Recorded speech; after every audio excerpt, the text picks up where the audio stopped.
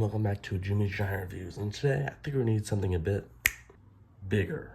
Hey, and sorry I was gone last week. I was at a TFcon Toronto, but I'm back. And today we're looking at the Master Grade New Gundam Verticon. Now this is actually a pretty old kit because if you look on the instructions, it has a red Bandai logo, which means super old. But does it still hold up today? Well, we'll see today. I did put all the decals on all throughout. It took me a few hours, but I used some mark fit on it, so it all works out pretty well. There's a lot on here, but I think the best look on the shoulder, hip skirt, and this one butt skirt in the back with the RA logo. I'm not sure what that stands for, maybe Amuro Ray, but either or, it's still pretty cool. Now because Gundams normally have a bunch of gimmicks onto them, this guy has the whole partial inner frame to it, which just means you pull out a bunch of pieces to show kind of a green clear tint to it. But before we get into that, I just want to show off some of the other things that this guy can do. Like, you can open up the cockpit here to see very difficultly. Those are the legs in there. The little seated Amuro Ray action figure. Not really action figure, but still. And then if you use a little tool, you can pull out this red part here. I'm not even gonna. Oh, there you go. I got all that opened up, and then you can probably see him a little bit better. But either or, it's gonna stay down. Other gimmicks. Oh, he does have these a perfect grade style hands, where it's an advanced MS joint where there's there's 1, 2, 3, 4 fingers in here. Or joints. There's pretty much each joint in the finger to make that joint happen. Unfortunately, I did accidentally lose probably the worst kind of joint for the worst part of the finger for any of my dudes. The middle finger on there. Of course that happens, but that's all right. For articulation, I'm just gonna jump right into the articulation. Actually, there is one more gimmick I'd like to show y'all. Around here to the back, you have to take off the backpack. Be careful not to damage anything, and remove this back and head part. Come into here and install your own Master Grade green LED light, and flip the switch. They're all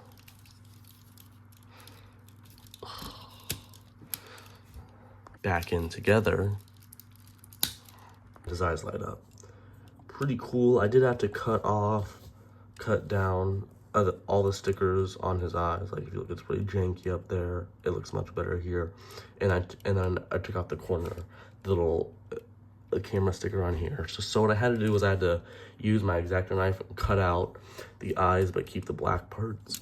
And I'd say it looks pretty nice. I did panel line this a little bit, but these mouth parts here, unless I did something horribly wrong, they're pretty panel lined, I'd say. Oh, and there are 2 decals on the head, which is something I've never seen before, probably because there's no point in the head is super small. But I'd say this guy's pretty cool. But what's an action figure without his accessories? Includes all these accessories. That, but 6 fin funnels, a face hugger. It's just a stand for the figure, especially with these arms becoming a bit irrelevant later. Let's take a look back at the rest of his accessories. He has 6 of these fin funnels with each two decals on them. They have 2 joints here. I had to tighten up some of them, and I painted it there. They can fold up like this, and mainly for the fin mode, but that kind of really sucks because it doesn't hold together very well. Or you just kind of bend it at the middle here, and then it's those lasers that fly around him and just shoot other stuff. You have you have some extra polycaps here, but no one cares about polycaps. That's probably why the reason this doesn't hold up. But you have a green clear piece for the neck joint and the eyes. I don't know where the eyepiece went, but it's help with the light piping. You have a gun that I didn't put the decals on. How the handle works on this is that you use like a tool and you flip out this part right here. Oh, there we go. That tab flips out, and then you peg it into his hand. That also has a little tab flip out. Yeah, he has his own bazooka. The same tabbing feature that pulls out. I don't really care about bazookas. And then you have his shield. I put all the decals on the shield. There wasn't a whole lot, but still, it has like a rifle in there. And then he has a sword that goes on his back. I'm missing a little piece here. I lost it, but I don't care. It's a simple sword. It's not like the other ones because this one has like a curved look to it, while the others are just straight. And then there's a little flip out guard right there. This one goes on his back, and then his other one goes on his forearm from the pull out. He has two of these pieces, but they always fall off mine, so I don't bother with them. And then he has this piece, which is used for the double fin look, but like I said, I don't use the fins. He also has two little pieces to a switch between, I don't know what they're called, but you would switch these two parts here and here. It'd be from this a dark navy to white. It gives a more interesting look. And then finally, he has 3 sheets of decals. He has these foil ones that you put under the clear parts to shine through, and you have some Akatoki style water slide decals. It's a much bigger card, but you know, I kind of use them. And then you have some color correcting stickers here and there. There's not a whole lot because it's running plastics, but I guess for the time they couldn't. So all the off-white here on the hip, that's that. You look on this very slight shade. It's all this right. Oh, sorry. It's this part right here, here, and here. And there's a little bit more here and here. It's just to make it color match a bit better, but either or, I think it's not needed. And then last but not least, you have the very important Amuro Ray action figure. Well, not action figure. He just stands there. I think give you a bunch of these and they're annoying to do anything with. You can paint them, but I'm too lazy. You know what? Now let's just go into the posability segment. The head is just on a simple ball joint. It can look all around. With this bottom part here with the light, you know, not being very stable, I might have damaged something, but I'm not sure. There's a really great butterfly joint here for big poses. The shoulders can go out on the inside the torso joint, and you can bend it up even more for enough. The arms can go forward as much as they need to, just on a tight swivel. Have biceps swivel, double elbows to go all the way, and you have pretty much perfect hands with a rotation, a bending down joint that clicks in, and then you have like a ball joint at the base here, a ball joint at the base, a hinge above that. You have a hinge right here, and then a hinge right there for each of the fingers, and a ball joint, hinge joint, hinge joint, hinge joint for the thumb. Now, going down to the lower waist, you have a little bit of an ab crunch, but not much. You have a waist swivel that's impeded a bit by all the crap on his waist. All the hip skirts can go up, or just out of the way for, there's a double kind of a swivel joint in the hip, but it doesn't really help it too much. It can go up pretty much that far, go back that far, then out only that far, I guess. That's nice. Anyways, there's only a double knees with like a real piston in there. That's not, cancer. And then there's an ankle rocker, foot up, foot down. And now there was a toe articulation, but I glued that in place because mine couldn't stand up without it. And that's pretty much it for all the posability. Now let's go ahead and just show the transformation for this guy. Now, it's not very complex, but it just to show the partial Psycho frame. So first, you're going to want to pull these bits down in the chest, and then you want to grab the shoulder part right here and pull this out. Repeat on the other side, and then on the backpack.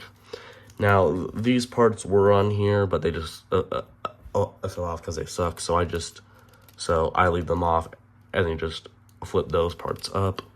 Now the forearms are a little annoying because you have to grab here and pull down there. Now these are even more annoying, so you have to pretty much pull this part down and out. Unfortunately, mine's very tight, so I have to I did have to cut there because it's very tight, but this thing is like a hand grenade. It's not. Don't worry about that. I'd recommend this kit, but still, it does pull out like that, and unfortunately I did break mine there, but it's alright. It shows more of that inner frame, so I think it's pretty cool. These parts will fall out a lot, so I'll have to push it all back together. Then for the waist, it's pretty simple. We're just gonna grab a tool and just pull off these gray parts here. Like that, and it's probably gonna fall onto the floor and get lost somewhere. So you just gotta pull, I don't know, use like a tool and just kind of, and pull those parts off. And what's neat is that it reveals two more smaller decals in there. Then for the legs, you're gonna want to get some room in here. Then you want to grab up here, and then you want to just pull this part up to unlock it. Then grab at the upper thigh and pull down. That should show off some of the more Psycho frame detailing. And then you're gonna pull those parts off on the thighs. A lot of stuff you just kind of pull off and leave to the side. I just have to repeat on the other side. So pull it up, grab up top, and pull down. Oh, all right. And then push that part back into place. And then you go on and try to pull these parts back off again on the sides. Be kind of gentle with them because there's a decal on there, and you don't want your sweat to like loosen it up. Oh yeah, and there's one more torso part. You want to grab like a little tool, and you want to flip this part up here, and then you want to pull down, and you want to pull pretty much like you're pulling them in half. That should reveal a little more Psycho frame detailing in there, and just close that little latch back up again. Now onto the legs. You're gonna want to come in here and pull this part off here. It's like threaded in there, but it's not difficult. And then you want to come into here and pull this part up, grab pretty much right here, and then here at these knee joints, just pull it down. It should show, this should open up, and then that should open up. And finally going to pull this part up, and that part up too, and then close this back up. That will go much further down, you see, than before. Now we just want to repeat for the side, and that's a nice decal right there, because it's so I apologize because it gets split. Anyways, you're gonna want to pull this out, then grab here, separate that, and that should be all good. And then you want to flip this part up, and fold that down. And lastly, you just want to grab onto these knee parts and just pull them out. There's not really a good way to get a grip on it. And then for the last part, just kind of push these parts up here, and there you go. Now he's in his Psycho frame mode or destroy mode. I'm gonna get him all situated and stuff. Getting him already here, I think this mode looks pretty good, and this is where he shines because it opens up to show a lot of really cool detailing under there, especially showing off the foil stickers underneath to make everything shine through in the light. And unfortunately, the shield and weapons don't really do much, but and the posability doesn't change either, but I think it still looks pretty cool. Now I did panel line these parts right there, but other than that and the decals, this is pretty This is pretty much what you'll get just right out of the box. Now we're at the end of the video. I feel like I should just show the one pose that I display him on my shelf with all the fin funnels around him on the stand. Sorry. Now, I do recommend this figure. I'd probably give it a, I don't know, I guess, an 8 out of 10. It's a pretty fun build, and it's not that frustrating. The instructions are pretty clear, and you do spend a lot of time doing it. And it has a good shelf presence, thanks to this large stand, which is the Amro Ray logo. But other than that, yeah, I recommend you find this figure. I got this guy at TFcon for only like $70. I'd say this figure's even worth like $80, but either or, I think you should pick it up. Thank you for watching. Make sure to like, comment, and subscribe. Make sure to have a nice, good day tomorrow. Goodbye.